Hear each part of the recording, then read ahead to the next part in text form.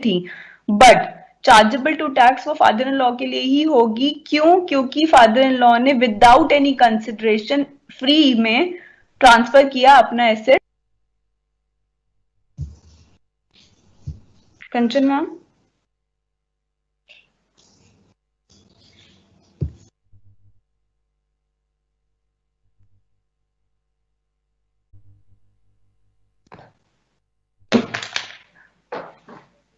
good morning everyone. Let's start with the new chapter, clubbing of incomes today.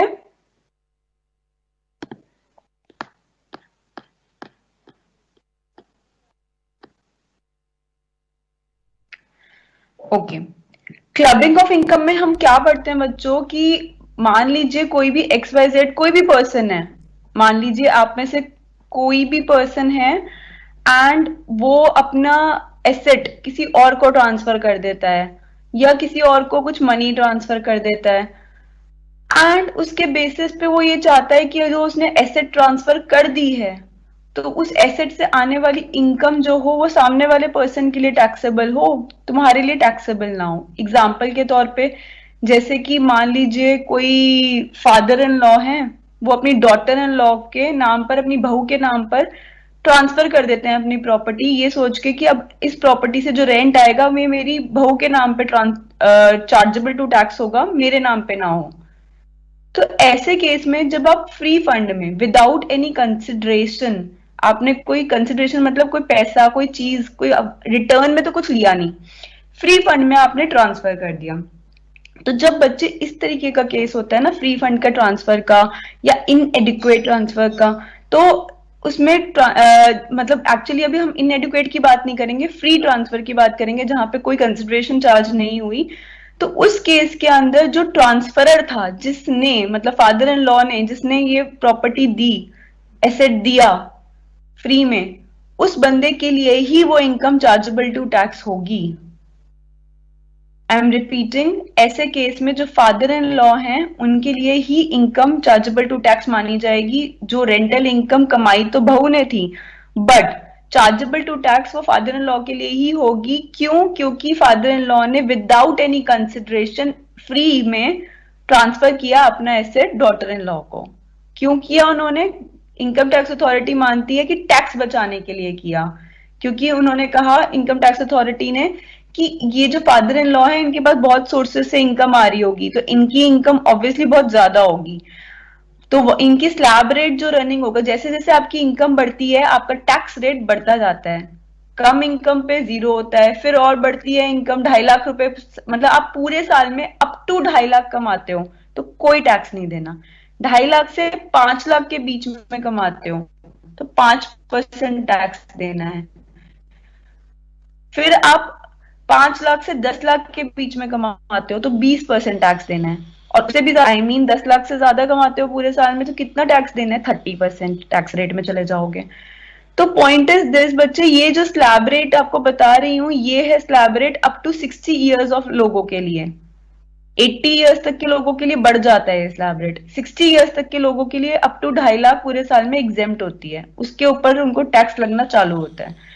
तो ये जो मैंने आपको बताया, हो सकता है उसके father in law already 20% slab rate में रन कर रहे हो, 9 लाख पूरे साल में कमाते हो, अब रेंटल इनकम उनको और 3 लाख की आ जाएगी, या मान लीजिए 2 लाख की आ जाएगी, रेंटल इनकम 2 लाख की और आ जाएगी, तो 9 लाख प्लस 2 लाख 11 लाख, वो 10 लाख क्रॉस कर जाएंगे। अब स्लैब रेट 30% पे चले जाएंगे फिर वो, बट वो चाहते हैं कि वो 30% स्लैब रेट पे ना जाए, टैक्स कम देना पड़े, तो वो क्या करते हैं अपनी बहू को ट्रांसफर कर देते हैं अपनी प्रॉपर्टी को, कहते हैं कि अब जो रेंटल इनकम आएगी वो बहू के नाम पे ट्रांसफर होगी।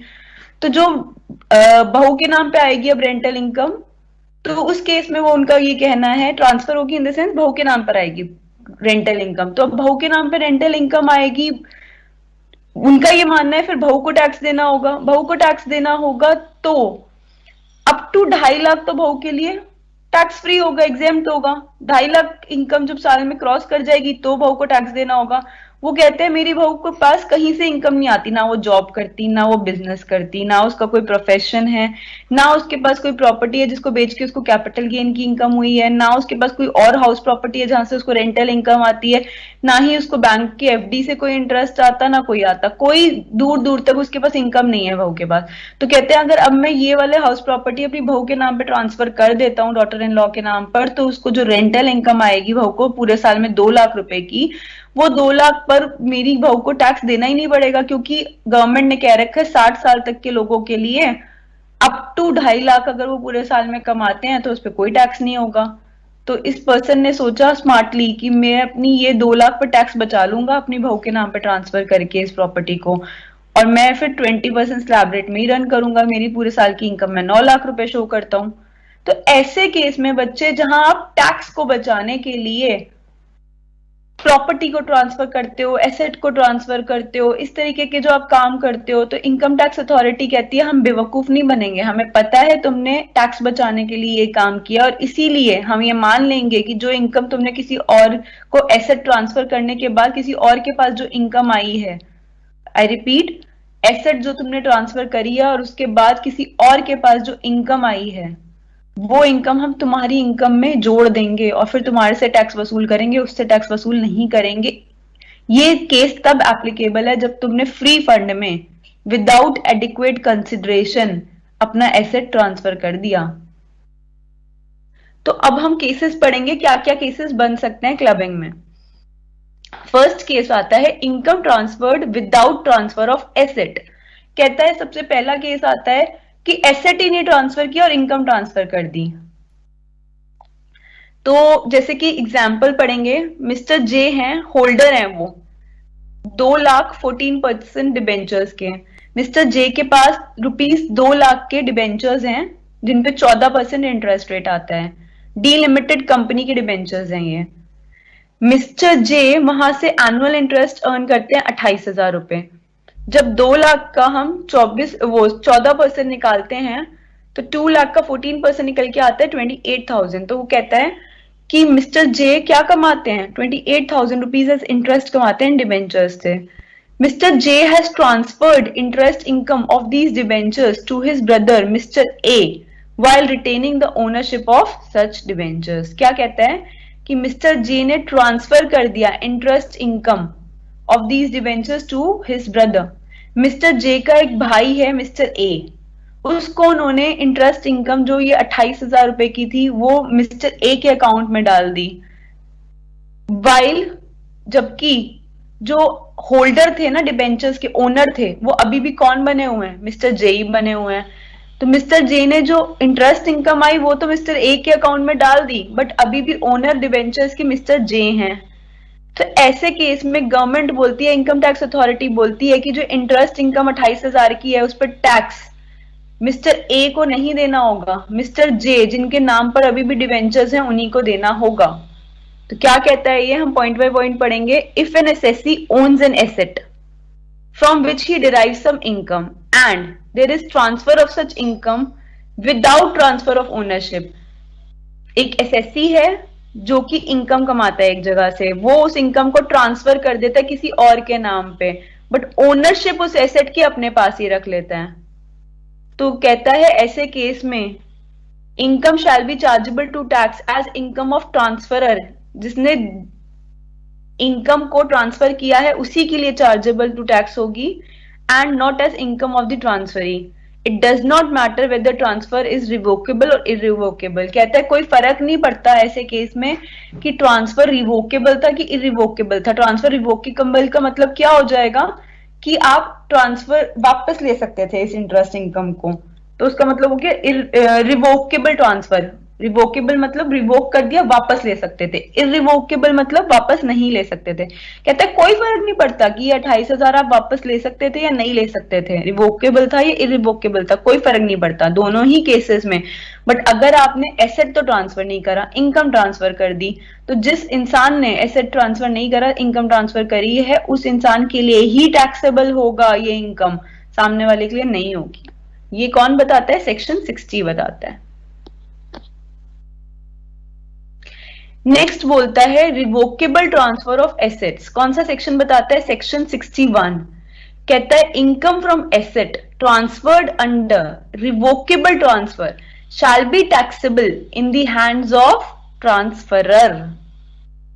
As per section 63 revocable transfer means, बच्चे कहता है ऐसे केस में जहां पर एसेट ट्रांसफर्ड होता है अंडर रिवोकेबल ट्रांसफर, तो ऐसे केस में टैक्सेबल होगा in the hands of transferor. Revocable transfer का मतलब क्या होता है पहले ये समझेंगे। कहता है अगर पूरा का पूरा या कोई part of income or assets can be retransferred to transferor, तो इसको कहेंगे revocable transfer. If transferor can resume power of the whole or any part of the income of the asset, तो भी कहेंगे revocable transfer. However revocable transfer does not include any other transfer which is not revocable during the lifetime of the transferee। बच्चा ये कहता है कि अगर, चलिए मैं एग्जांपल से आपको समझाती हूं। मिस्टर जे हैं, मिस्टर जे ने अपने बेटे मिस्टर एस को घर ट्रांसफर कर दिया। कंडीशन क्या लगाई घर के ट्रांसफर पे कि दिवाली तक तो, दिवाली 2020 तक तो तू मालिक उस घर का, जो घर तेरे को ट्रांसफर कर रहा हूं, और उसके बाद ये ट्रांसफर इन्वोक हो जाएगा, ये रिवोकेबल ट्रांसफर है, और इसके बाद ये घर मेरे नाम पर वापस आ जाएगा। तो ऐसे केस में जितने टाइम मिस्टर एस के पास ये मकान रहा और उन्होंने अगर, मतलब जितने टाइम बेटे के पास ये मकान रहा और बेटे ने अगर उसको रेंट पे चढ़ा के रेंट कमा लिया, तो वो रेंट किसके लिए टैक्सेबल होगा? मिस्टर जे के लिए ही टैक्सेबल होगा। क्यों? क्योंकि ये रिवोकेबल ट्रांसफर है। रिवोकेबल मतलब कि ये ट्रांसफर जो तुमने घर का कर दिया उसको तुम वापस करके अपने पास रीट्रांसफर करके ला सकते हो, तो ये रिवोकेबल ट्रांसफर है। कहता है पूरे का पूरा एसेट अगर तुम वापस ला सकते हो या आधा अधूरा या थोड़ा सा हिस्सा एसेट का वापस ला सकते हो, तो उसे हम रिवोकेबल ट्रांसफर कहेंगे। या तुम रिज्यूम कर सकते हो कोई पावर ओवर होल और part of the income of the asset. तो ऐसे केस में कहता है कि जो ओनर था स्टार्टिंग में एसेट का, जिसने एसेट थोड़े टाइम के लिए रिवोकेबल ट्रांसफर किया था या किसी कंडीशन पे, थोड़े टाइम के लिए ना भी किया हो, किसी कंडीशन लगा के उसने ट्रांसफर किया था, रिवोकेबल ट्रांसफर था, तो ऐसे केस में कहता है कि जो जिस बंदे ने ये ट्रांसफर किया था उसी के नाम पर इनकम टैक्सेबल होगी। कहता है व्हाट इफ, सेक्शन 62 पढ़ते हैं, व्हाट इफ अगर revocable transfer does not include any other transfer which is not revocable during life time of the transferee. जैसे कि, चलिए इसमें तो एग्जाम्पल इन्होंने नहीं दिया, मैं आपको एग्जाम्पल देती हूं कि मान लीजिए मिस्टर जे ने मिस्टर एस को घर दिया, ट्रांसफर कर दिया, कहा जब तक तू जिंदा है। मिस्टर जे जो बाप था उसने अपने बेटे मिस्टर एस को घर दिया, ट्रांसफर किया और कहा ये घर तेरा हुआ, बट जब तक तू जिंदा है तब तक तो ये घर तेरा हुआ। द मोमेंट तू मर गया ये घर मेरे पास वापस आ जाएगा। ऐसे केस में क्या ये रिवोकेबल ट्रांसफर माना जाएगा कि नहीं माना जाएगा? और जितने टाइम मिस्टर एस के पास, बेटे के पास ही घर रहेगा, जितने टाइम वो जिएगा, वो जो उस पर इनकम कमाएगा वो किसके लिए टैक्सेबल होगी? जो हाउस प्रॉपर्टी रेंटल इनकम वो कमाएगा उस घर से, वो किसके लिए टैक्सेबल होगी?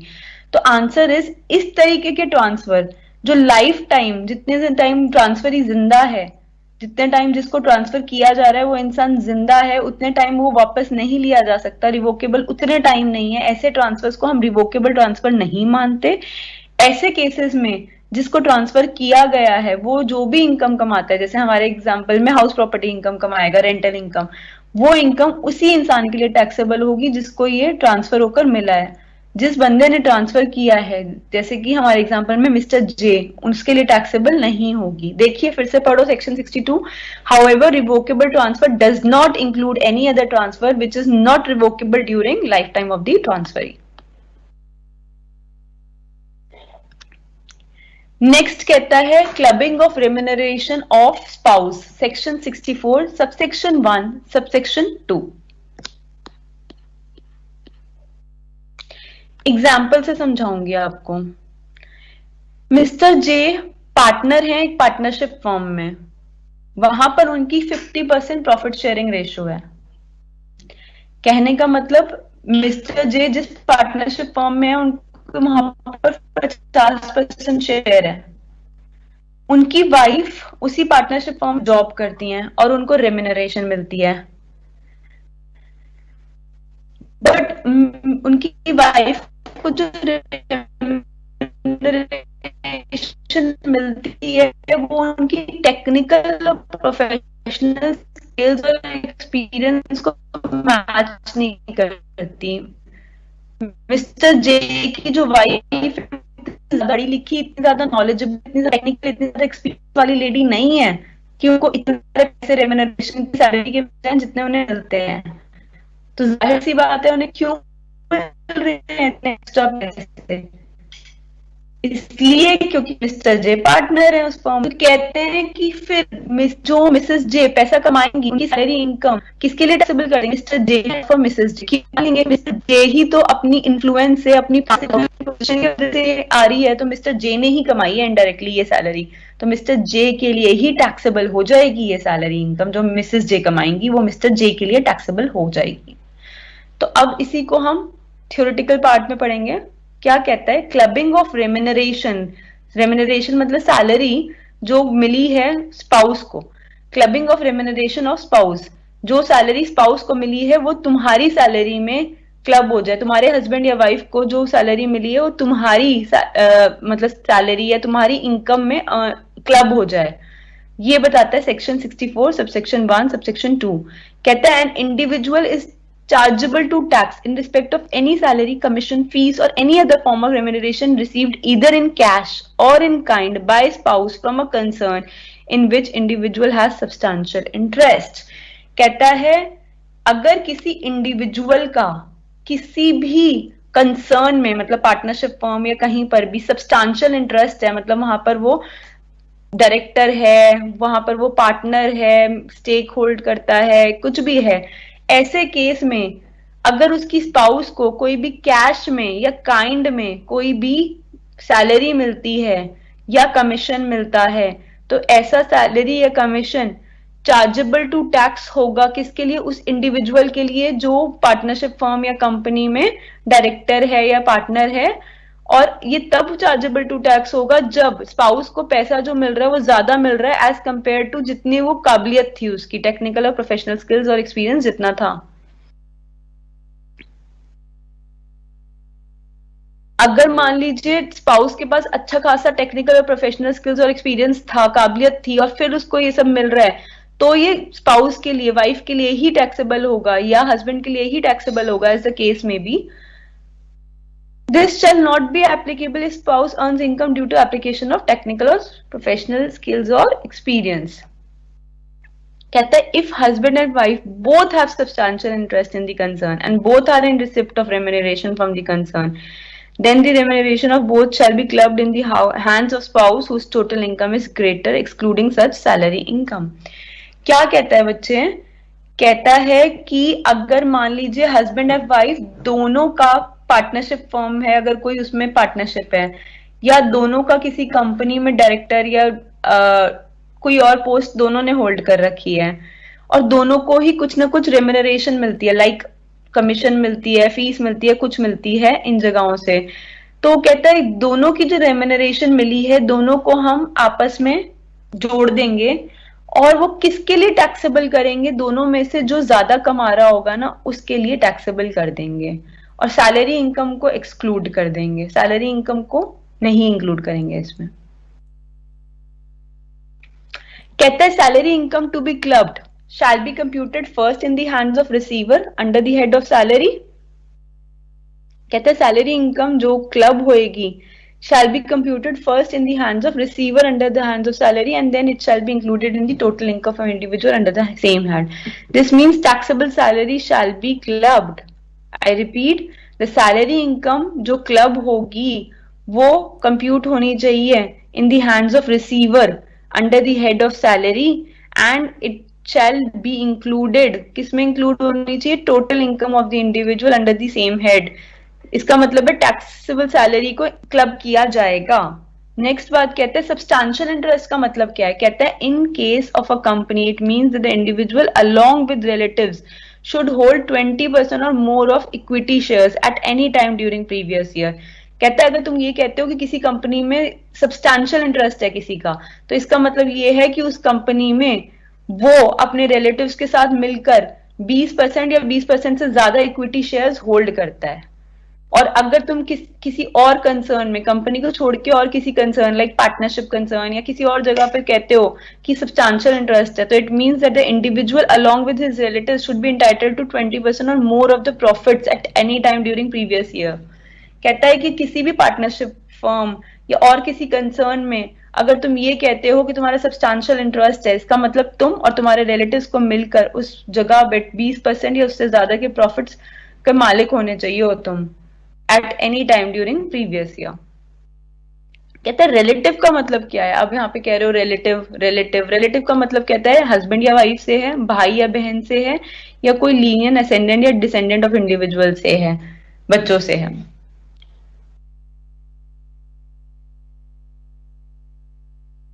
ठीक है, इसका एग्जाम्पल तो मैंने आपको करा दिया। नेक्स्ट बढ़ूंगी आगे। Clubbing of income from asset transfer to spouse, section 64 subsection 1 subsection 4 कहता है जब एक इंडिविजुअल ट्रांसफर कर देता है कोई भी asset other than the house property to his her spouse without any consideration, then any income from such assets shall be deemed to be the income of the transferor. However, it shall not be applicable if transfer is for adequate consideration, or transfer is under an agreement to live apart, or if relation of husband and wife does not exist at the time of transfer or at the time of accrual of income. ध्यान देंगे बच्चे। कहता है clubbing of income कौन से case में, जब asset transfer हो रहा है स्पाउस को। कह रहा है अगर इंडिविजुअल ट्रांसफर कर देता है एसेट अपनी हस्बैंड या वाइफ को, बट जो एसेट है वो हाउस प्रॉपर्टी नहीं होना चाहिए और फ्री फंड में ट्रांसफर हुआ होना चाहिए, वो कोई पैसा ना चार्ज करे अपने हस्बैंड वाइफ से। देन जो इनकम कमाएगा ना हस्बैंड या वाइफ ऐसे एसेट से जो उसको फ्री फंड में मिला है, कहता है वो इनकम डीम्ड मानी जाएगी, माना जाएगा, मानो नहीं मानो मानना पड़ेगा, इनकम ऑफ द ट्रांसफरर। जो ट्रांसफरर जो था जिसने फ्री फंड में दिया है उसी की इनकम मान ली जाएगी। कहता है हाउएवर ये अगर फ्री फंड में नहीं दिया गया होता, पैसे देके लिया गया होता और पूरे पैसे जितना की मार्केट वैल्यू होती उतने पैसे देके लिया गया होता। मान लीजिए मेरा हस्बैंड है, मैंने अपने हस्बैंड से फ्री में एसेट मेरे हस्बैंड ने मेरे को ट्रांसफर कर दिया, कोई भी शेयर्स उन्होंने फ्री में ट्रांसफर कर दिए। अब मेरे को उस शेयर से जो भी इनकम हो रही है वो मेरे हस्बैंड के लिए टैक्सेबल होगी, जो डिविडेंड मेरे को आएगा वो मेरे हस्बैंड के लिए टैक्सेबल होगा, मेरे लिए नहीं होगा। बट अगर मान लीजिए उन शेयर्स का मैंने पूरा पैसा, लागत जितनी मार्केट वैल्यू थी वो सारी अपने हस्बैंड को दी थी और फिर उन्होंने मेरे नाम पे शेयर्स ट्रांसफर करे हैं, तो ऐसे केस में मेरे लिए जो इनकम आएगी डिविडेंड वो उस पर टैक्स मैं भरूंगी। दूसरी बात, मान लीजिए मेरे और मेरे हस्बैंड के बीच में एग्रीमेंट हो जाता है कि हमें अलग अलग रहना है, हम एक दूसरे के साथ नहीं रहना चाहते, या हम दोनों का डिवोर्स हो जाता है, हम हस्बैंड वाइफ रहते ही नहीं है। तो अगर हमारा डिवोर्स हो गया या एग्रीमेंट हो गया कि हमें साथ में रहना ही नहीं है, ऐसे केस में मेरे हस्बैंड अगर मुझे फ्री फंड में भी शेयर्स ट्रांसफर कर रहे हैं तो गवर्नमेंट मान लेगी ये एलिमनी मनी है।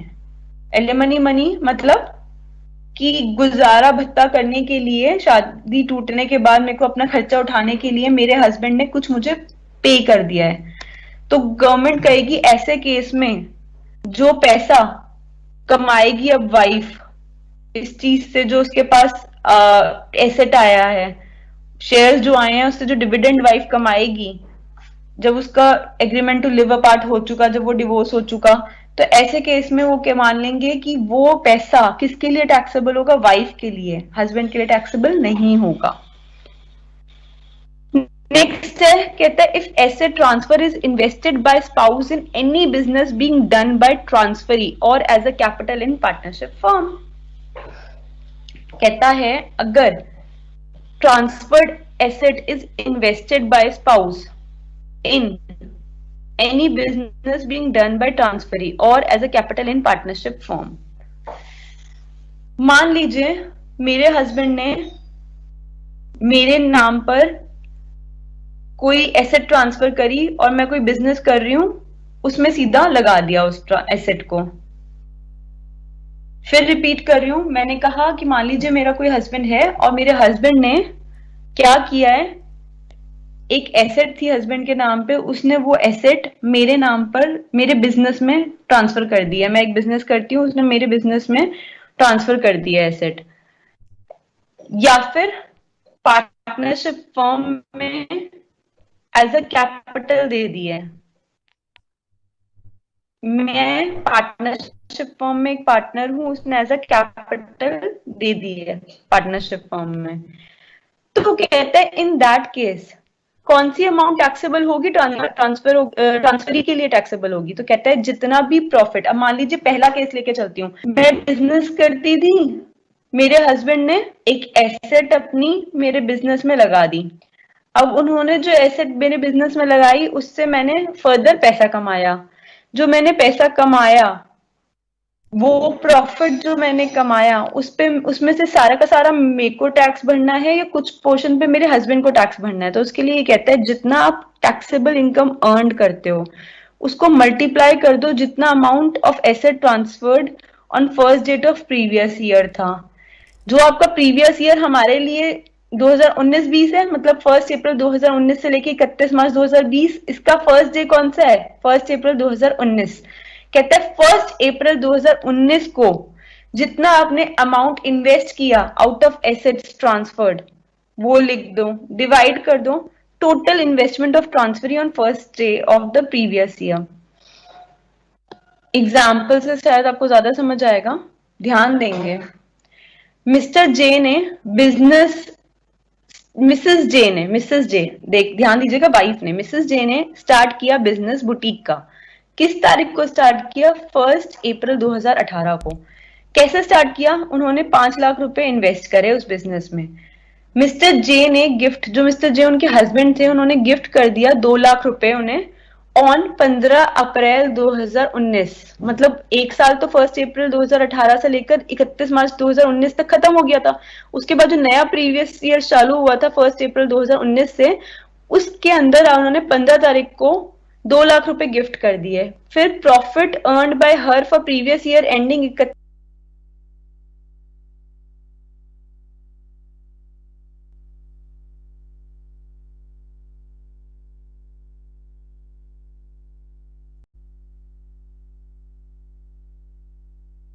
मार्च 2020। अब 5 लाख प्लस 2 लाख, 7 लाख थे मिसेस जे के पास। उस 7 लाख से उन्होंने क्या कमाया एंड ऑफ द ईयर, 70,000 रुपए कमाए। And for previous year ending 31 मार्च 2021 उन्होंने कितना कमाया, 72,500 रुपीज कमाया उसके नेक्स्ट ईयर। तो कहते हैं कैलकुलेट करो amount of profits to be clubbed in the hands of mister J for different assessment years. Different assessment years का डिफरेंट ट्रीटमेंट होगा। अब बता, पूछ रहा है कि क्या ट्रीटमेंट होगा, तो कहते हैं ध्यान दीजिए, कहते हैं total investment of missus J as on 1 April of previous year. बच्चे हमारा प्रीवियस ईयर क्या है, 2019-20।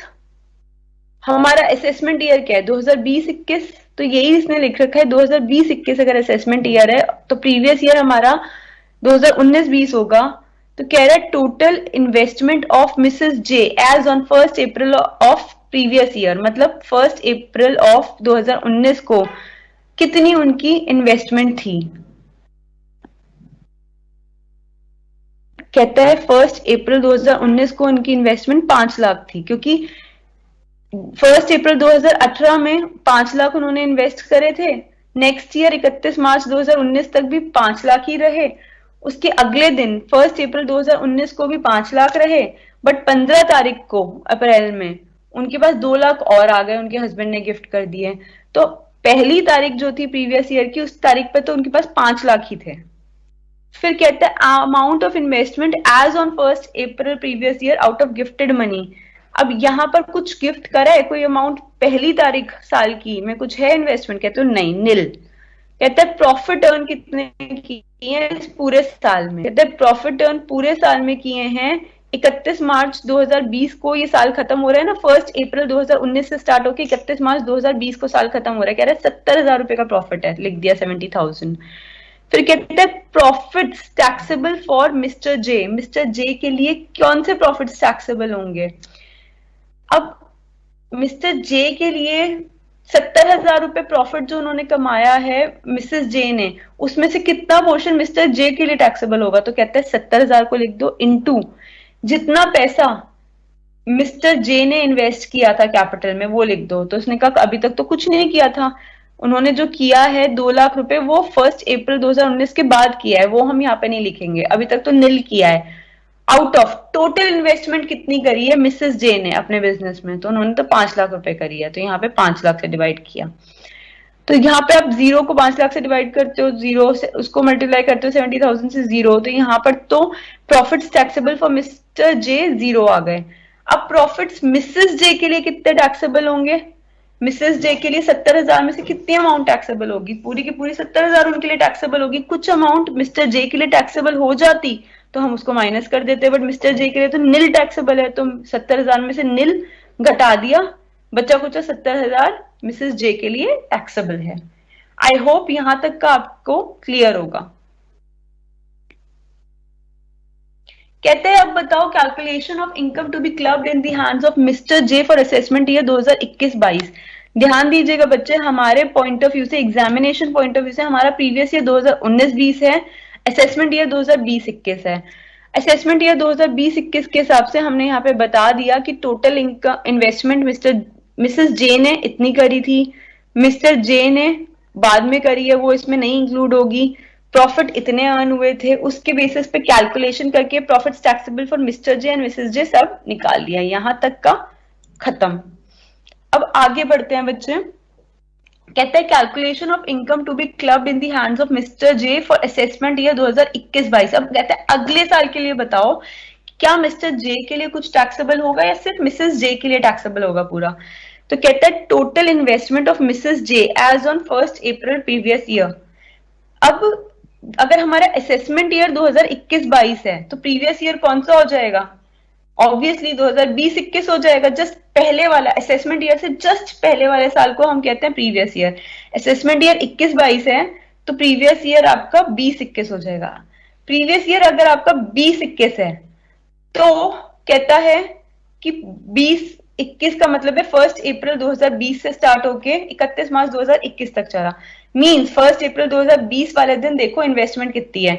1 अप्रैल 2020 वाले दिन हमने देखा कि 5 लाख रुपए तो मिसेस जे जो लेकर आई थी कैपिटल के वो हैं, साथ में 2 लाख रुपए वो हैं जो मिस्टर जे ने फर्स्ट वो 15 अप्रैल 2019 को जो दिए थे वो उनके पास 1 अप्रैल 2020 को कैरी फॉरवर्ड होकर आए हुए हैं। और क्या कह रहे हैं, 70,000 रुपए का जो प्रॉफिट हुआ था ना 31 मार्च 2020 तक, वो भी कैरी फॉरवर्ड होकर अगले साल आया हुआ है 1 अप्रैल 2020 को, तो वो भी 70,000 का प्रॉफिट हुआ।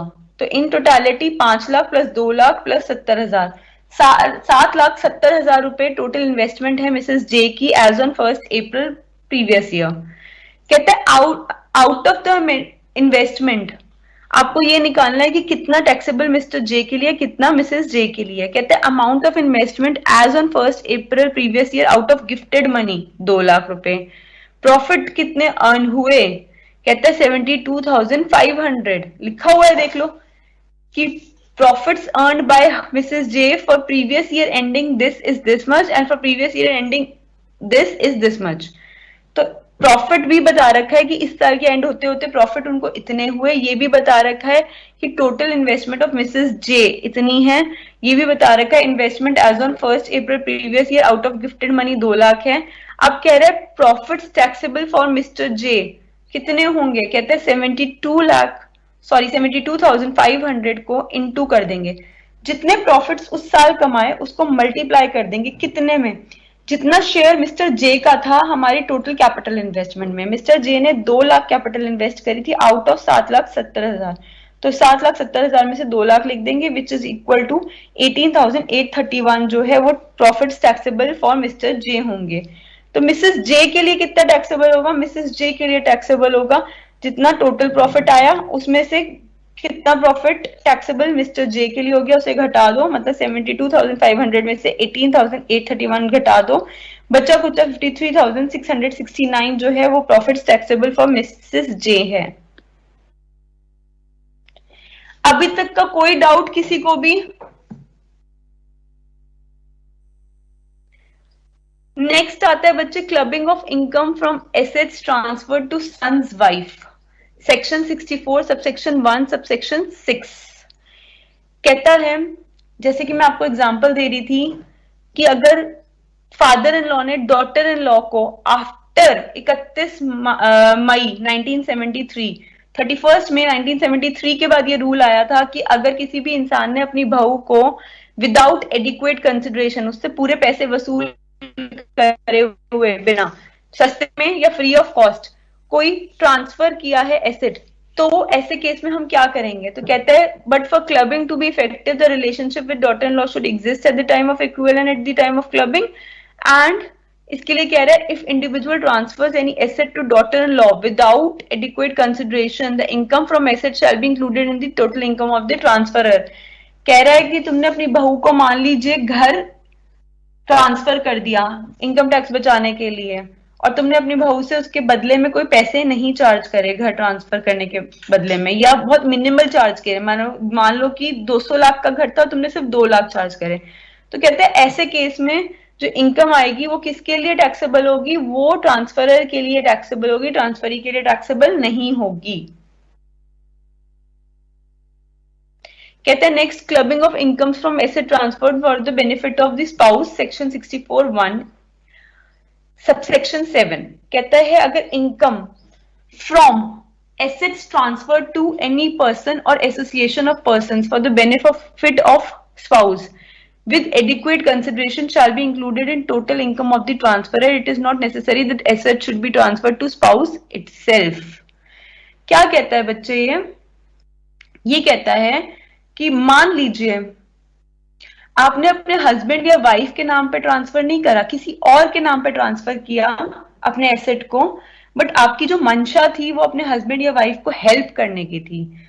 तो एग्जाम्पल के तौर पे मान लीजिए मैं अपने हस्बैंड को ट्रांसफर कर दे, मतलब कुछ नहीं ट्रांसफर कर रही, ठीक है, मैं अपने हस्बैंड को कुछ नहीं ट्रांसफर कर रही, बट मैं ना एक ट्रस्ट है XYZ ट्रस्ट, मैं उस ट्रस्ट को कहती हूँ कि मेरे पास करोड़ों का लैंड है, मैं तुम्हारे को ये करोड़ों का लैंड डोनेट कर रही हूँ, फ्री में दे रही हूँ, डोनेट कर रही हूँ मतलब फ्री में दे रही हूँ, तुम्हारे से सिर्फ एक शर्त है यहाँ पे, एक तो हॉस्पिटल बनाना ताकि गरीबों की सेवा हो सके इस ट्रस्ट के लैंड पर हॉस्पिटल बनने से। दूसरी बात ये है कि जो मेरे हस्बैंड है ना उन्हें हर महीने 20,000 रुपए महीना देते रहना, इसके बदले कि मैंने आज तुम्हारे को लैंड दिया है हॉस्पिटल बनाने के बदले। तो ऐसे केस में जब आपने क्या किया, एसेट को तो ट्रांसफर कर दिया, किसी भी पर्सन को कर दिया, किसी भी एसोसिएशन ऑफ पर्सन को कर दिया, क्यों करा? बेनिफिट ऑफ स्पाउस के लिए किया, और उससे पैसे वसूल नहीं करे पूरी तरीके से, या तो फ्री ऑफ कॉस्ट किया या एडिक्वेट कंसिडरेशन नहीं थी, मतलब कम पैसे लेकर उसे महंगी चीज दे दी, मतलब तो कहते हैं total income of the consideration shell be included in the total income of the transferor. कहता है ऐसे केस में sorry for the benefit of the spouse without adequate consideration, तो कहता है ऐसे केस में जो इनकम आएगी वो आपकी ट्रांसफरर की इनकम में जोड़ दी जाएगी। कहते हैं it not very asset transfer to spouse, जरूरी नहीं है स्पाउस को ही ट्रांसफर किया जाए, कह रहे हैं स्पाउस की जगह किसी ट्रस्ट को कर दिया, किसी एसोसिएशन ऑफ पर्सन को कर दिया, किसी पर्सन को कर दिया, चलेगा। आएगी उस एसेट को ट्रांसफर करने के बाद वो इनकम किसकी कहलाएगी? वो हस्बैंड या वाइफ स्पाउस की नहीं कहलाएगी, तुम्हारी इंडिविजुअल की कहलाएगी। नेक्स्ट है income from asset transfer for benefit of sons wife. ऐसे ही जैसे कि अभी पढ़कर आ रहे हैं वैसे ही मान लीजिए ट्रांसफर सन्स वाइफ के लिए किया गया, मान लीजिए मैं आपको फ्री में दे दिया, उसे कहा यहाँ पे हॉस्पिटल बना, हॉस्पिटल बनाकर गरीबों की सेवा करो, लैंड फ्री में दे रहा हूँ, बट मेरी एक शर्त है, वो ये है कि जो मेरी बहू उस 20,000 मैं फ्री कुमार को जो लैंड दे रहा हूँ उसके बदले, तो ऐसे केस में जहां पर एसेट ट्रांसफर किया जाता है बेनिफिट ऑफ बेटे के लिए, सन्स वाइफ के लिए, basically benefit of sons wife के लिए, डॉटर के लिए एसेट ट्रांसफर करी जाती है, बेटे के लिए नहीं करी जाती। किसके लिए करी जाती है? बहू के लिए करी जाती है। एसेट ट्रांसफर बहू के लिए करी जाती है। ऐसे केस में तुम अगर डायरेक्टली बहू को ट्रांसफर नहीं कर रहे, कहीं और ट्रांसफर कर रहे हो, बट बहू का फायदा देख रहे हो इसमें, तो ऐसे केस में जो इनकम आएगी बहू को उस प्रॉपर्टी को यूज करके, वो क्लब हो जाएगी इनकम किसके? जिसने इसको ट्रांसफर किया, मदर इन लॉ की इनकम में, यानी कि मेरे एग्जांपल में मेरी इनकम में।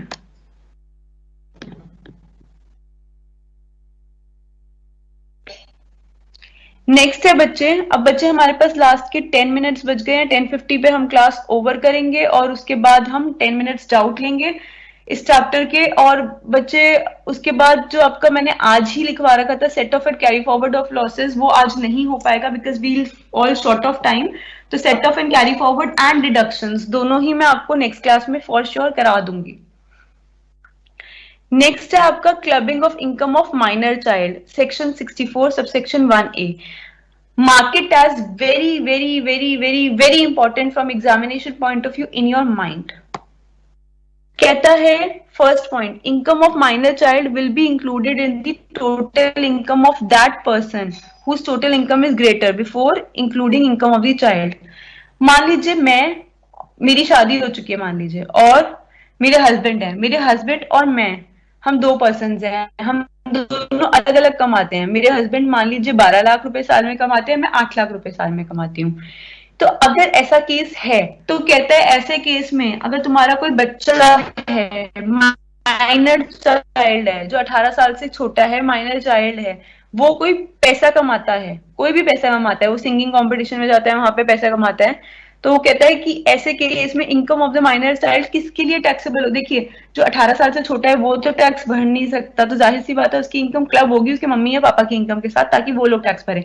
बट वो अक्कल लगा के, वो चाहता है ना वो टैक्स कम से कम भरे, तो वो अक्कल लगा के किसके साथ अपनी इनकम क्लब करेगा? जिसकी इनकम कम होगी। अब मान लीजिए फादर की इनकम पूरे साल में 12 लाख रुपए है, मतलब 1 लाख रुपए महीना कमाते हैं, 12 लाख रुपए उनकी लमसम इनकम है पूरे साल में।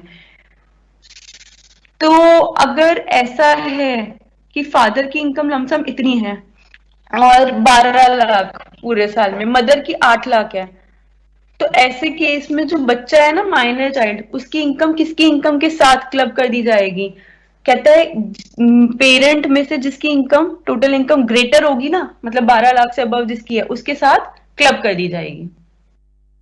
नेक्स्ट बात कहता है if marriage of parents does not subsist it shall be income of the parent who maintains the child. कहता है मान लीजिए हस्बैंड वाइफ का डिवोर्स हो चुका है, बच्चा जो है वो मम्मी पापा में से किसी एक के साथ रहता है, तो कहता है if marriage of parents does not subsist, रहती नहीं है marriage, it shall be income of the parent who maintains the child. जो पैसा बच्चा कमा के आएगा वो किसका होगा? पैसा किसके लिए टैक्सेबल होगा? वो उस पेरेंट के लिए टैक्सेबल होगा जो पेरेंट अपने बच्चे के सारे खर्चे उठा रहा है, उसको मेंटेन कर रहा है। तीसरा है where any such income is scheduled in total income of either parent, any such income arising in any succeeding year shall not be included in the total income। क्या कहता है बच्चे? जहां पे ऐसी कोई भी इनकम जो माइनर बच्चा कमा के आता है वो कभी वंस इंक्लूडेड थी total income of either parent में, any such income arising in any succeeding year shall not be included in total income of the other parent unless the assessing officer is satisfied that it is necessary to do so।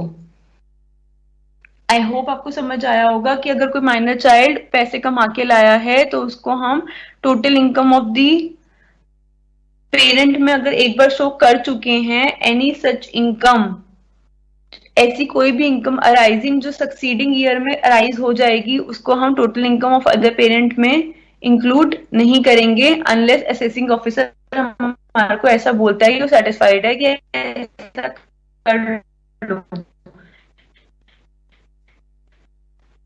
Next fourth point, clubbing of income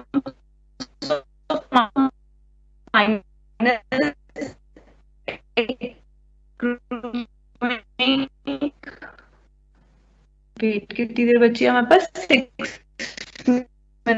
minutes बचे। Clubbing कहता है कि clubbing तब तक allowed है जब तक पार ना कर जाए, तब तक ये अलाउड है क्लबिंग। उसके बाद ये क्लबिंग अलाउड नहीं है। तब फिर अपना 18 साल के बाद इसको अपना इनकम टैक्स खुद ही भरना पड़ेगा। किसको भरना पड़ेगा? इस बच्चे को। On and from date of attaining majority the income shall be tax in the hands of child himself. Next बोलते हैं brought forward loss of an individual SSC. कहता है इंडिविजुअल जो भी ब्रॉट फॉरवर्ड करेगा loss set off against carry करके लेकर आए हो अपने baggage, loss of a individual SSC can be set off, उसको आप सेट ऑफ कर सकते हो loss against business income of minor child which has been so clubbed under this section। मान लीजिए कोई माइनर चाइल्ड है, मान लीजिए मैं हूं, मेरा हस्बैंड है, हम दोनों का एक माइनर चाइल्ड है 18 साल से छोटा का।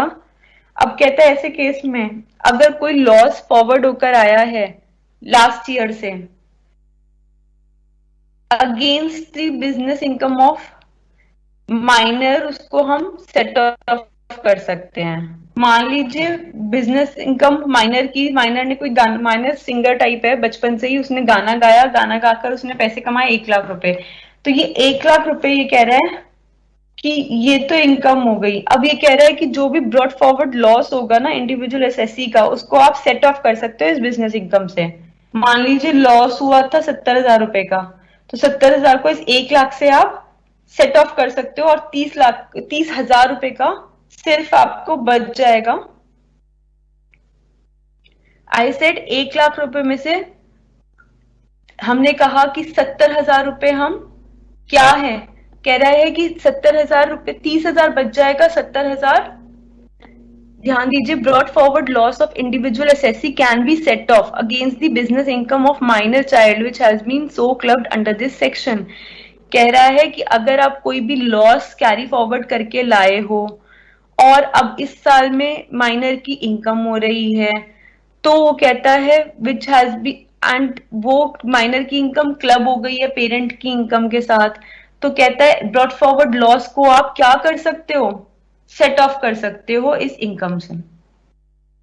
इसीलिए मैं आपको एग्जांपल दे रही थी, अगर 1 लाख की इनकम हुई है माइनर को, जो कि जोड़ दी गई किसकी इनकम के साथ, उसके पेरेंट की, किसी एक पेरेंट की इनकम के साथ जोड़ने के बाद, मान लीजिए 1 लाख रुपए, तो मतलब मान लीजिए 6 लाख रुपए पेरेंट कमा रहा था, 1 लाख रुपए ये माइनर बच्चा कमा रहा था, टोटल 7 लाख इनकम हो गई पेरेंट की। अब कह रहे जितना भी ब्रॉड फॉरवर्ड लॉस था, कितना भी था ब्रॉड फॉरवर्ड लॉस, उसको आप लेके आ जाओ लॉस को। मान लीजिए ब्रॉड फॉरवर्ड लॉस आपका था 70,000 रुपए, तो 70,000 आप लॉस लेकर आ गए। अब जितनी बिल्कुल मिला के पेरेंट की इनकम और बच्चे की इनकम कुल मिला के थी, उसमें से 70,000 जो ब्रॉड फॉरवर्ड लॉस है उसको माइनस कर दो कि बच्चा कुच्चा जो होगा वो रह जाएगा आपका इनकम। तो this is how we deal with minors के केस में। आगे लास्ट पॉइंट कहते हैं only net income shall be clubbed and that too under the head of income. कहता है clubbing of income of minor child में सिर्फ नेट इनकम्स उनको क्लब करना है, दैट टू कौन से हेड में, इनकम हेड में। बच्चे अब हमारा पास, हमें थोड़ा सा रश करना पड़ेगा, कम टाइम बचा है हमारे पास और हमारे पास कराने वाला काम तो है अभी ज्यादा। तो देखते हैं आगे क्या है।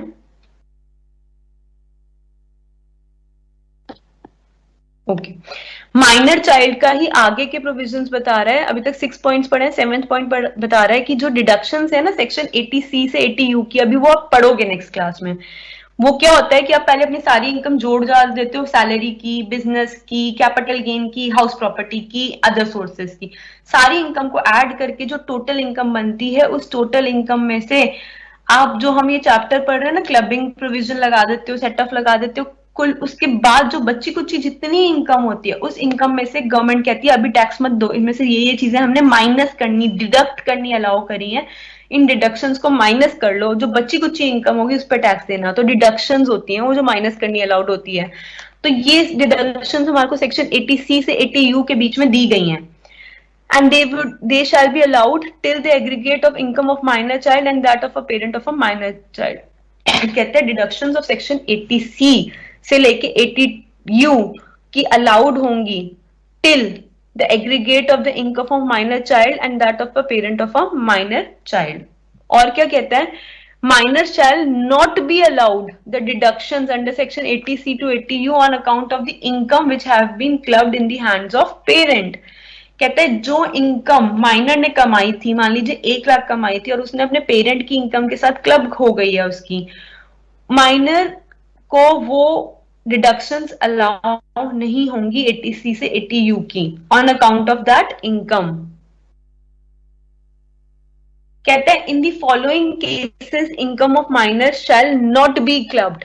कहते हैं ये जो केसेस हैं इनके केस में माइनर जो कमाएगा वो इनकम माइनर की ही रहेगी, वो माइनर की इनकम पेरेंट की इनकम के साथ जोड़ के उस पर पेरेंट टैक्स नहीं भरेगा. आप कहोगे तो बहुत अच्छी खबर है. कौन से ऐसे केसेस हैं, एक्सेप्शनल केसेस हैं, ये रेयर होते हैं. कहता है अगर चाइल्ड जो था माइनर चाइल्ड वो सफर कर रहा था किसी भी डिसेबिलिटी से, मतलब में प्रॉब्लम थी, नो कुछ भी, कोई भी प्रॉब्लम, आंखें नहीं थी, कोई भी ऐसी प्रॉब्लम है उसे जहां पे वो डिसेबिलिटी है of the nature specified in section 80U like physical disability, total blind. कहते हैं 80U सेक्शन है ना वो बता टैक्स पे करे पेरेंट, ऐसा नहीं करेंगे, वो इनकम माइनर चाइल्ड की ही होगी. कहता है income of child, B point पढ़ रही हूँ, on account of manual work और एक्टिविटी इन्वॉल्विंग स्किल. इनकम अगर बच्चे की होगी कि बच्चे ने मेहनत मशक्कत करी, मैनुअल वर्क मतलब रेस जीत कर या कैसे भी मैनुअल वर्क से करा, या कोई उसने स्किल लगाई, दिमाग लगाया, या कोई उसने टैलेंट लगाया और स्पेशलाइज नॉलेज लगाई, इन सबको लगा के अगर उसने पैसा कमाया है, हम उस पैसे को क्लब नहीं करेंगे एज इनकम. ये इनकम चाइल्ड की ही मानी जाएगी क्योंकि उसने स्पेशल टैलेंट, स्किल्स ये सब लगाकर कमाया है. नेक्स्ट है आपका 10th point, if income of the child is so included the shall be entitled to an exemption in respect of each minor child under section 10 subsection 32 which shall be lower of.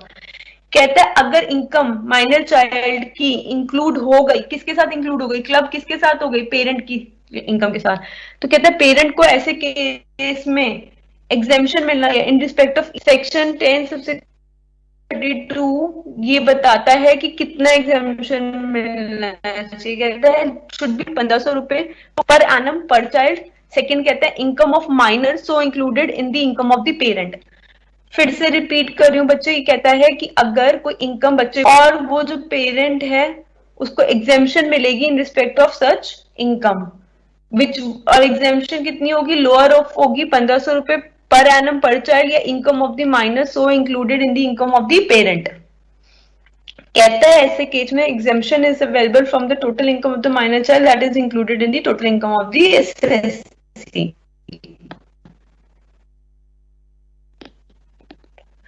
कहता है exemption, आखिरी point बता रही हूँ, exemption to parent under section 10 subsection 32 for 1500 shall be available if the clubbing of minor child's income is done as per section this.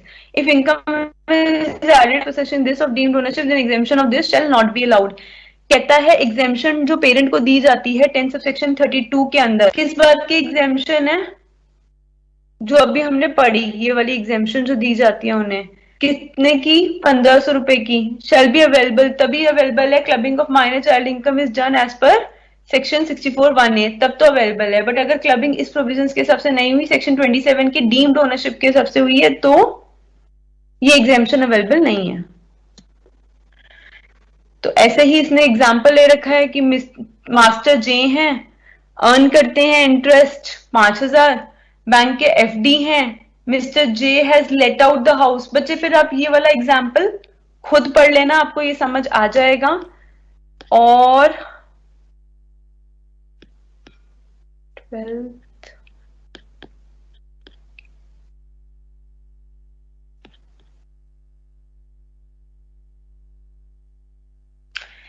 Last आपका है income from self acquired property converted into Hindu undivided property. कहता है if following conditions are satisfied then clubbing of income shall be done in manner given in para B. कहता है अगर कोई individual जो कि हिंदू अनडिवाइडेड फैमिली का मेंबर है वो कन्वर्ट करा लेता है अपनी प्रॉपर्टी को in the property of into the property of HUF after 31 December 1969। कहते हैं कोई इंडिविजुअल है जो कि हिंदू अनडिवाइडेड फैमिली का मेंबर है, वो अपनी प्रॉपर्टी जो सिर्फ उसके नाम पे थी वो उसको कन्वर्ट करा लेता है, हिंदू अनडिवाइडेड फैमिली का प्रॉपर्टी बना लेता है। आप कहोगे कि मैम ये तो बड़ी बेवकूफी वाली बात करी, अपनी प्रॉपर्टी को हिंदू अनडिवाइडेड फैमिली की प्रॉपर्टी बना ली तो अब हिंदू अनडिवाइडेड फैमिली में जितने लोग रहते हैं सब इस पे अपना मालिकाना हक जताएंगे, उनका बन जाएगा। तो मैंने कहा हाँ बिल्कुल बेवकूफी वाली बात तो करी है। तो इसने ऐसा कब किया है, अगर वो कन्वर्ट करते हैं अपनी प्रॉपर्टी को into the property of HUF after 31 December 1969 and such a property is separate property of the individual, और वो प्रॉपर्टी उसकी अपनी प्रॉपर्टी है, सेपरेट प्रॉपर्टी है। The conversion is done by throwing property into common stock of the family or transferring to the family whether directly or indirectly. कहते हैं और ये कन्वर्जन जो इसने करा है हिंदू अनडिवाइडेड फैमिली की प्रॉपर्टी में जो कन्वर्ट कर दिया अपनी इंडिविजुअल प्रॉपर्टी को, तो कहते हैं conversion is done by throwing property into common stock of the family or transferring to the family whether directly or indirectly. कहते हैं such conversion is made without adequate conversion consideration. कहता है कि ऐसे अपनी प्रॉपर्टी को हिंदू अनडिवाइडेड फैमिली की property बनाने के लिए उसको कोई पैसे भी ज्यादा नहीं मिले, कोई कंसिडरेशन फुल मिली हो या थोड़ी भी मिली हो कह नहीं सकते। तो कहते हैं ऐसे केस में clubbing shall be done as follows.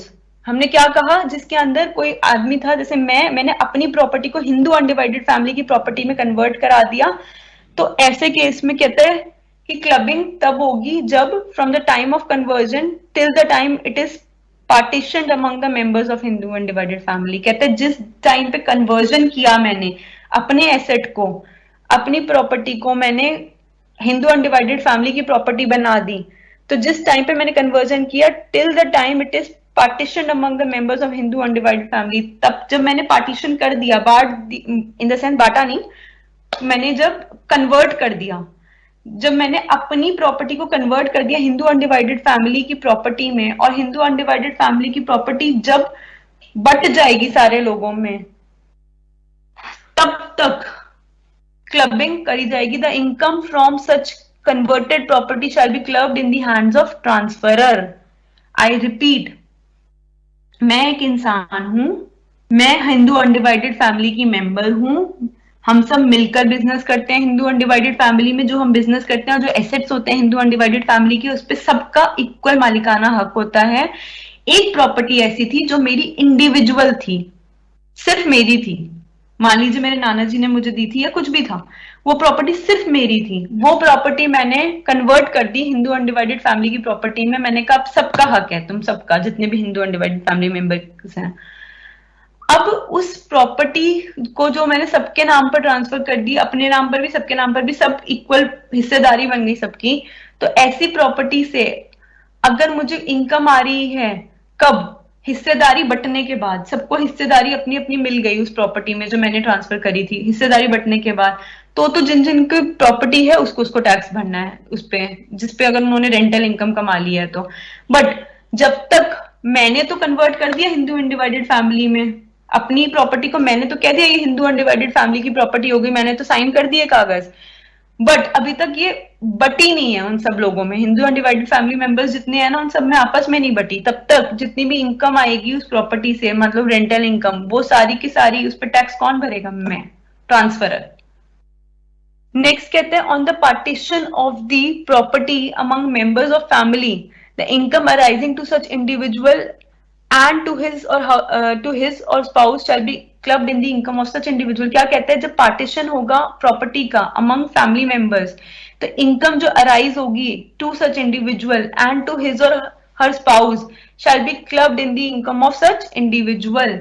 कहता है पार्टीशन जब प्रॉपर्टी का होगा और उसके बाद जो भी इनकम अराइज होगी ऐसे इंडिविजुअल को या उसकी वाइफ को, शैल be clubbed in the income of such individual. जो इंडिविजुअल जिसने ये ट्रांसफर किया है उसकी ही इनकम में हम क्लब कर देंगे। आई होप आपको ये बात समझ आई है कि पार्टीशन ऑफ प्रॉपर्टी होने पर amongst family members income arising to such individual and to his or her spouse shall be clubbed in the income of the individual. Next कहते हैं any incomes accruing to other members shall be included in their respective incomes. बच्चे अब ये बाकी के हैं income from accretion to the assets, clubbing of loss, section 65 clubbing of income from capital gains. अब हमारे पास टाइम नहीं बचा तो ये आप खुद कर लीजिएगा. 10 मिनट्स आपके डाउट के भी मैंने सारे आपको पढ़ाने में लगा दिए हैं. अब फटाफट से जिसको जो डाउट्स पूछने फटाफट से डाउट्स पूछो अभी तक के उसमें.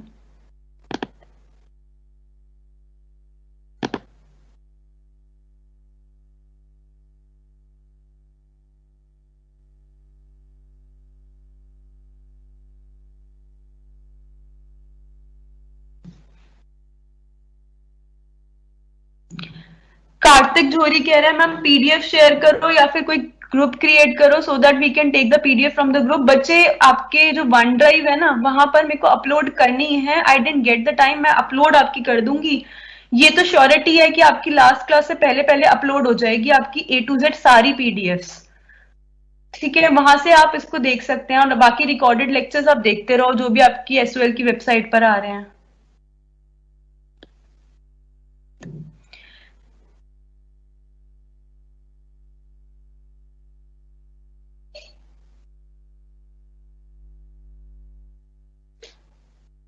कवलजीत सिंह कह रहे हैं मैम आपने पहले पढ़ाया जो रेंट अर्न करता है वो इनकम टैक्स पे करता है, तो क्या सभी ओनर जो रेंट अर्न करते हैं उन्हें देना पड़ता है टैक्स? बिल्कुल देना पड़ता है बच्चे. जितने भी ओनर्स रेंट अर्न करेंगे उन्हें देना ही पड़ेगा. अगर उनकी हाउस प्रॉपर्टी इनकम निकालेंगे हम उसके अंदर से जो मैंने आपको हाउस प्रॉपर्टी में पढ़ाया था ना कि हाउस प्रॉपर्टी इनकम अगर आपकी कोई टैक्सेबल अमाउंट आ जाएगी, मतलब हाउस प्रॉपर्टी इनकम निकालने के बाद हम डिडक्शन देते हैं ना उसमें, और मतलब 24A 24B का, और उसको डिडक्शन देने के बाद अगर बच्ची कुछ आपकी टैक्सेबल इनकम आ जाएगी तो डेफिनेटली हमारे को उस पर टैक्स देना पड़ेगा गवर्नमेंट को. बट क्लबिंग ऑफ इनकम के केस में हम ये बता रहे होते हैं कि कौन कौन से ऐसे केसेस हैं जहां पे आपने एसेट तो ट्रांसफर कर दी बट अगर उसको भी उसने किराए पे चढ़ाया तो भी जिसने ट्रांसफर करी है उसी को उस पे किराए की इनकम पर भी टैक्स देना पड़ेगा. जिसको किराए की इनकम मिल रही है वो नहीं देगा. वो वाले केसेस हमने यहाँ पे डिस्कस करे थे क्लबिंग में. ओके, अभिनव चौधरी ने बोला है मैम चैप्टर 1 से नोट्स एक बार और दे दो. दे दूंगी बच्चे आप लोगों को मैंने आपसे कहा ना वन ड्राइव पर आपके अपलोड हो जाएगी ये पीडीएफ. आपकी लास्ट क्लास से पहले पहले A to Z सारी पीडीएफ अपलोड हो जाएंगी.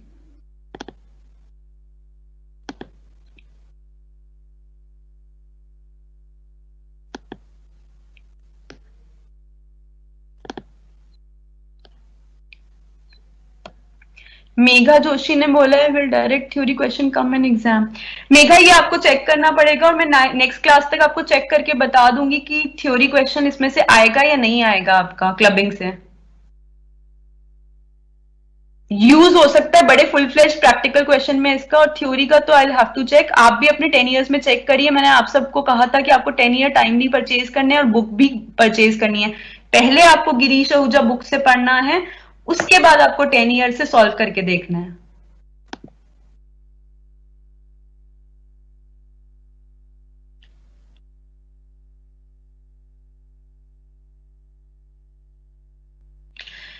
आरती कुमारी ने बोला है मैम एसेट्स ट्रांसफर का मतलब क्या है कि एसेट्स उसके नाम पर ट्रांसफर कर दिए, क्या ये ट्रांसफर ऑफ ओनरशिप है? बच्चे ट्रांसफर उसके नाम पे कर दिए या ट्रांसफर ऑफ ओनरशिप एक ही बात है. यहां पर उसका मतलब है कि अगर आपने एक एसेट कोई भी मान लो शेयर प्रॉपर्टी उठाकर किसी और के नाम पर कर दी है तो और उससे आपने सामने वाले से कोई पैसा उसके बदले में नहीं लिया, तो ऐसे केस में जो सामने वाला उस एसेट से, शेयर है तो शेयर पर डिविडेंड आएगा, घर आपने दिया है तो उसको वो रेंट पे चढ़ा के रेंट कमा सकता है, उससे वो जो भी इनकम कमाएगा वो आपको, जिसने उसको दिया है फ्री फंड में, उस आदमी को उस इनकम पर जो वो कमाएगा उस इनकम पर टैक्स आपको भरना पड़ेगा क्योंकि आपने फ्री फंड में दिया था.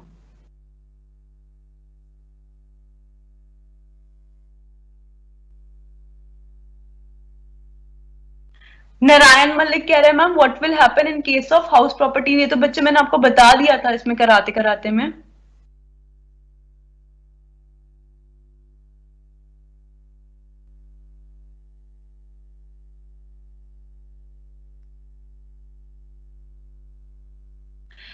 अमित गुप्ता कह रहे हैं मैम एक बार एसेट ट्रांसफर कर दिया, दैट मींस ओनरशिप भी ट्रांसफर कर दी ऑब्वियसली, तो सन ही तो लाइबल होगा टैक्स पे करने के लिए। बच्चे सन लाइबल तब होगा जब रिवोके, आप मेरे को पता है आप कौन से केस का, आप रिवोकेबल ट्रांसफर का एग्जांपल उठा रहे हो मेरा, जहां पर मैंने कहा था कि जो एक मिस्टर जे हैं उन्होंने अपने बेटे मिस्टर एस को दे दिया है एक घर और कहा है दिवाली 2020 तक तू ओनर है इसका, और उसके बाद वो वापस ले लेंगे, उससे रिवोकेबल ट्रांसफर हो जाएगा ये। तो ऐसे केस में मैंने आपको कहा था कि जो मिस्टर एस जो बेटा था, बेटे के पास जितने टाइम के लिए रहा उस पर उसने किराए पे चढ़ा दिया और रेंट कमाया, तो मैंने कहा बेटे को टैक्स नहीं देना पड़ेगा रेंट पे, बाप को ही देना पड़ेगा, मिस्टर जे को देना पड़ेगा। क्यों? क्योंकि ये रिवोकेबल ट्रांसफर है, क्योंकि उन्होंने कंडीशन लगा के ट्रांसफर किया है पापा ने कि हम ये तेरे से वापस ले लेंगे दिवाली के बाद।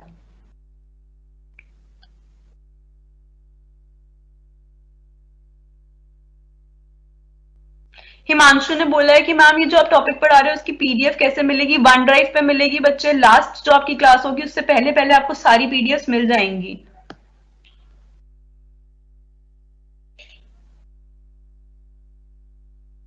जानवी अवस्थी बोल रही है मैम 20 दिसंबर को एग्जाम है, तो एग्जाम में थ्योरी आएगी या प्रैक्टिकल क्वेश्चंस आएंगे? बच्चे अगर आपका, देखिए इतना तो मुझे पता है कि आपका ओपन बुक एग्जाम हो रहा है, राइट? तो आपका जो ओपन बुक एग्जाम हो रहा है इसके अंदर अगर आप अब तक का पैटर्न, ओवर द इयर्स का पैटर्न आपको बताऊं तो थ्योरी और प्रैक्टिकल दोनों आते हैं, दोनों ही छोड़ के नहीं जाने, दोनों ही बहुत इंपॉर्टेंट है, दोनों करके जाने हैं। इस बार आपका क्या आएगा क्या नहीं आएगा, टेकिंग इनटू कंसिडरेशन पेंडेमिक है, वो मैं नहीं कह सकती, बट आप थ्योरी और प्रैक्टिकल दोनों करके जाओगे। जैसे लास्ट ईयर का क्वेश्चन पेपर आता था लास्ट ईयर के 10 इयर्स में से, उसी हिसाब से तैयारी करो, ये मान के प्रैक्टिकल थ्योरी दोनों आएगा।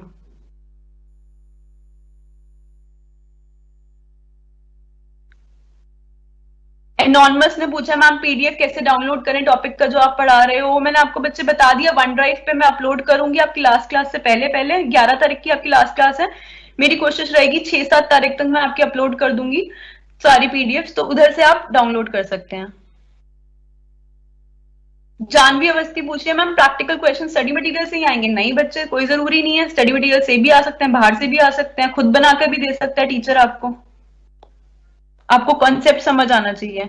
अमित गुप्ता पूछ रहे हैं मैम स्पाउस क्या होता है? स्पाउस बच्चे हस्बैंड या वाइफ को बोलते हैं।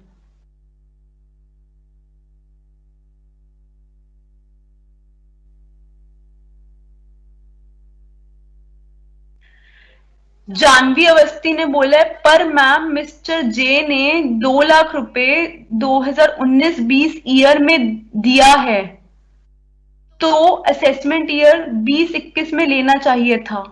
एक मिनट बच्चे, मैं आपके डाउट के लिए ना स्क्रीन शेयर करनी पड़ेगी मुझे।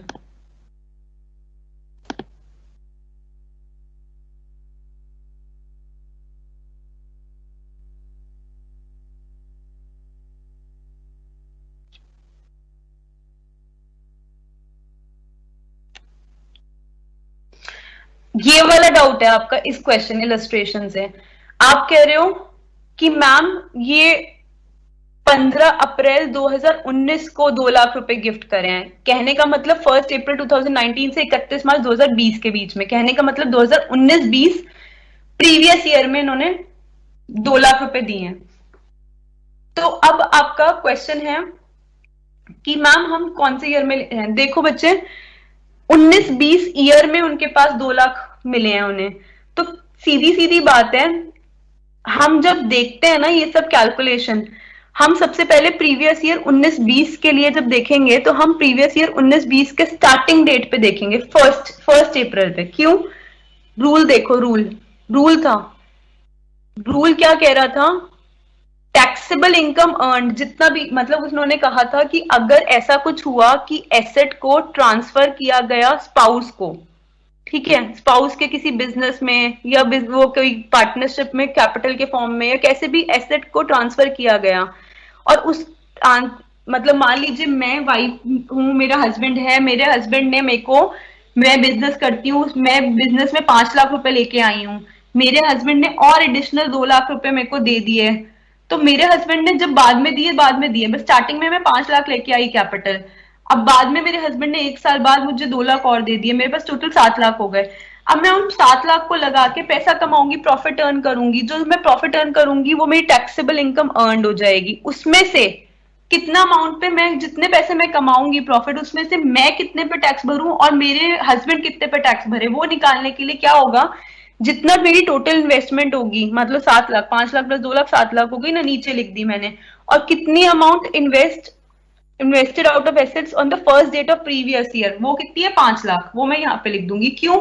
तो ये 2 लाख एडिशनल है ना, ये मैं कह रही हूँ मेरे हस्बैंड ने नेक्स्ट, वो जो ये मेरा साल शुरू हो गया ना प्रीवियस ईयर, इसके कुछ दिन बाद दिए हैं, 1 अप्रैल को नहीं दिए। ये कह रहा है कि जो आप देखोगे ना प्रीवियस ईयर में, आप first day of previous year देखोगे। देखो यहाँ पे एग्जाम्पल में, मैंने एग्जाम्पल अभी अपना फ्रेम किया था, वो ये वाला एग्जाम्पल नहीं था। इस एग्जाम्पल में देखो कि मिसेस जे ने बिजनेस स्टार्ट किया था 1 अप्रैल 2018 को। 5 लाख रुपए थे उनकी जेब में जब उन्होंने बिजनेस स्टार्ट किया, कैपिटल 5 लाख की।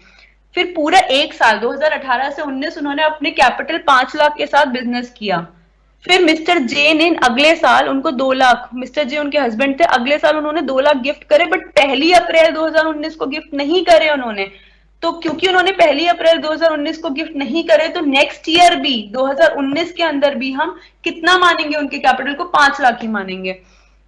मिस्टर जे ने जो गिफ्ट करा है वो गिफ्ट करा है 15 अप्रैल 2019 को, तो इसका मतलब ये 2 लाख रुपए अब कैपिटल में ऐड हो गए, 5 लाख में 2 लाख ऐड हो गए, 7 लाख हो गए। बट ये 7 लाख अब कौन सी 1 अप्रैल को दिखेंगे, 1 अप्रैल 2020 को दिखेंगे ये कैरी फॉरवर्ड होके। तो इसीलिए जब हमारा प्रीवियस ईयर 2020-21 होगा ना बच्चे, तब हमारे पास जो कैपिटल होगा वो 7 लाख होगा। बट उससे पहले के दोनों सालों में 18-19 और 19-20 में हमारा कैपिटल 5 लाख ही होगा। और क्योंकि हमारे पास प्रॉफिट्स भी अर्न हो जाएंगे इन बिटवीन, तो वो प्रॉफिट्स भी ऐड हो जाएंगे 70,000 के, तो वो 7,70,000 हो जाएगा हमारा 1 अप्रैल 2000। देखिए 21-22 हमारा असेसमेंट ईयर है, तो हमारा 20-21 प्रीवियस ईयर हो जाएगा। तो 20-21 के 1 अप्रैल पे, मतलब 1 अप्रैल 2020 वाले दिन 7,70,000 आज का इनिशियल इन्वेस्टमेंट हो जाएगा। स्क्रीन शेयरिंग बंद कर रही हूं अब।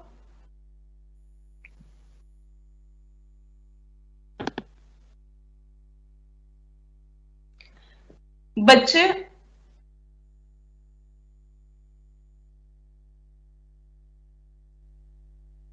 जितने मैं डाउट्स ले सकती थी ले लिए, मैं 12 मिनट से आपके डाउट ले रही हूँ, और क्लास भी मैंने एक्सटेंड करके आपकी 10 मिनट ज्यादा पढ़ाई है।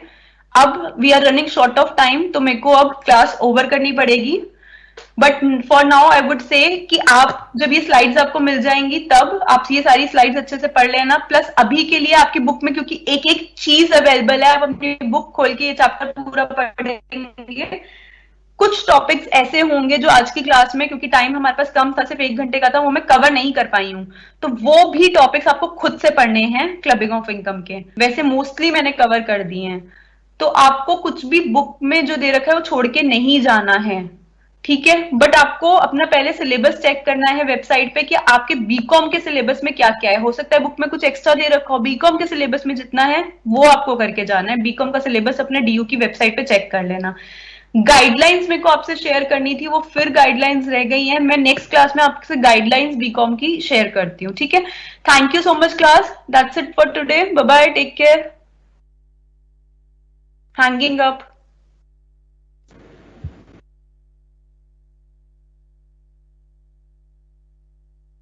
कंचन मैम क्लास ओवर कर दूं? ठीक है मैम। कंचन